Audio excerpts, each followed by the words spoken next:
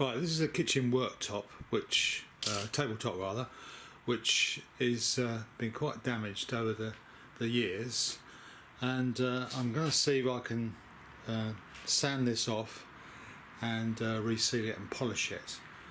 Now I'm not sure whether this is a veneer on the top or whether this is solid oak. Now certainly the edge, it's got an edging strip so that you don't see the end grain, but that's quite common to do with good quality tabletop. So we'll see how we get on. So I'm going to show you the best way of refurbishing this top. I use this little Draper sander here, which is an orbital sander, and the advantage of these, they don't create a massive amount of dust. We've got a small dust container at the side here, and we're going to use an 80 grit paper, which is fairly aggressive to start with, just to get the worst off. And the secret is to actually run the sander up in line with the grain. So we go in this sort of motion here as we start.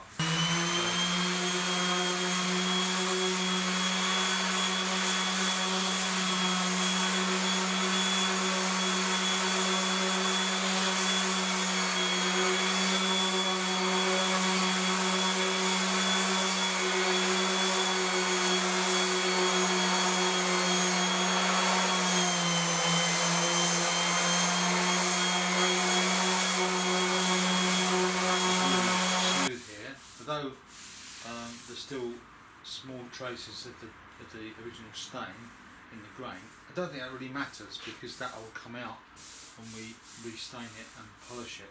It's just important to get all these sort of scorch marks out which have lifted the polish, get that all looking consistent, and then we can make a decent job of it.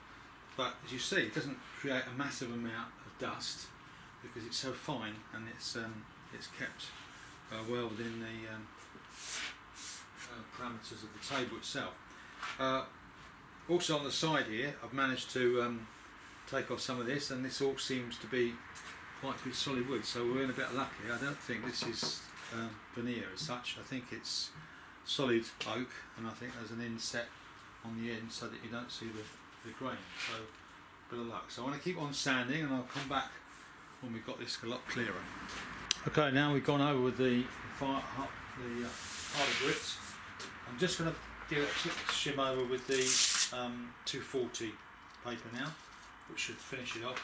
I have noticed that there is signs of chipboard underneath this, so I've got to be very careful not to move too much off it, otherwise we'll end up with a chipboard table. But nevertheless, it's looking a lot better than what it was. That's the whole of the tabletop now sanded off. It's the hard bit done really. Now we're going to do some staining, and I'm going to put a glove on one hand, because once this stuff gets on your hands it takes a lot of time getting it off. So just going to get a bit of rag. Okay, so I'm using a Ronsil colour oil stain, which is a Jacobean dark oak, which is similar to what we've been using before. So just literally apply it to the wood and see all the lovely grain start coming alive again. See, that looks really good now. Bring that evenly over. Need to rub it quite well in.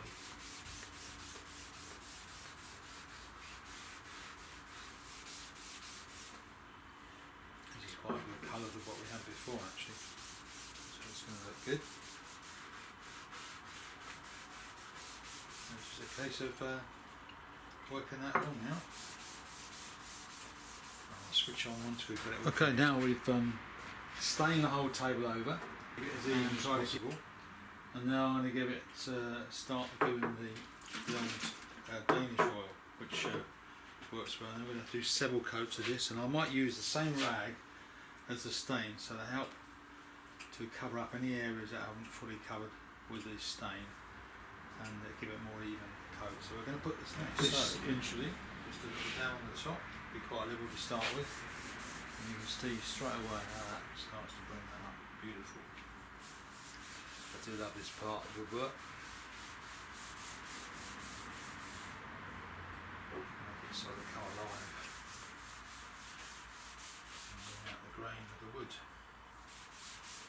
Now, as I mentioned earlier on, we did touch a bit of chipboard underneath, and I'm hoping that when this is finished, it's just going to look like a bit of a knot in the wood. And no one's going to notice. I bet I will, but I don't know.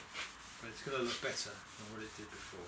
Right, that's the base coat of the Danish oil put on, and we're going to probably give that about 7 or 8 coats. So that's the first one, quite a heavy coat now, soaking in, and we'll let that dry overnight and just get adding it until we think it's looking good. Well, we've let the table dry overnight, and it's a nice smooth surface there. What I'm going to do now, before I get another coat, I'm going to buff it up with this polisher, because that will just work in any last little bits of oil and start to give it a bit of a sheen. So this is how we do this.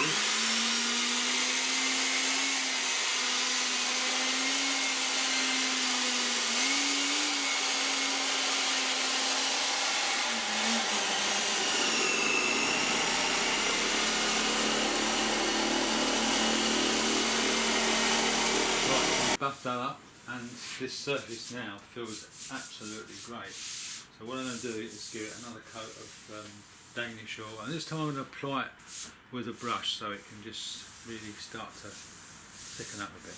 Okay, so we've got a 1.5 inch brush here which will do that nicely. You'll see the effect straight away, it just takes to it so beautifully.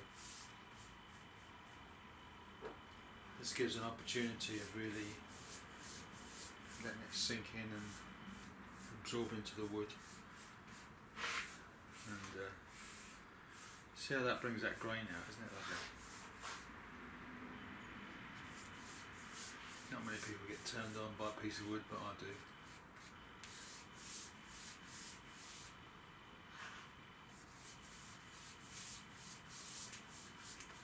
We have it, we've just finished that one coat, and we're going to allow that to dry before we give another coat and another coat and another coat to really get that expert finish. So we finally finished using the Danish oil. I did about 4 to 5 coats of Danish oil, and then finished off the surface using the old wood silk, which is just an ordinary furniture spray. Sprayed that over and buffed it up with our polisher, and we now have got a beautiful finish, which is ready. The tabletop now is ready to go back and be mounted on its existing legs. So a great improvement from what we started out before.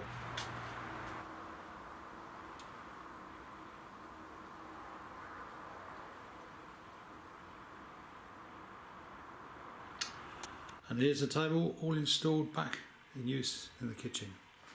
Looking absolutely grand. Superb job. Excellent.